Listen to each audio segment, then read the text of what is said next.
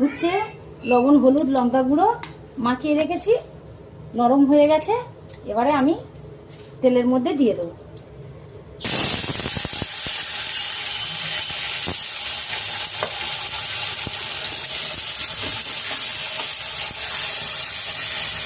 লাল লাল করে উচ্ছে ভাজা ভালো লাগে।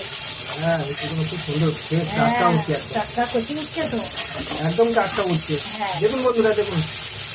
এই উচ্ছে ভাজা গরম ভাতের সঙ্গে ভালো লাগে, খুব ভালো লাগে। আর সঙ্গে কি আছে, আম ডাল? না, আজকের মুগের ডাল।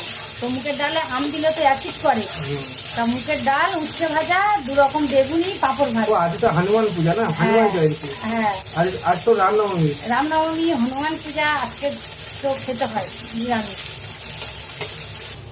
উচ্ছেগুলো একদম লাল লাল করে ভেজে নেব, সুন্দর করে চাকা চাকা করে কেটেছি। এমনি উচ্ছে তো লাল লাল করে ভাজা ভালো লাগে খেতে। হ্যাঁ, মুচমুচে করে ভাজতে হয়, গরম ভাত দিয়ে ভালো লাগবে। তেতোটাও কম লাগবে যত কড়া করে ভাজবে।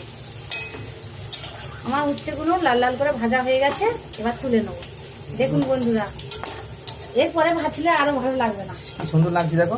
হ্যাঁ, হেভি লাগছে, হালকা হয়ে গেছে তেলের মধ্যে ভেসে।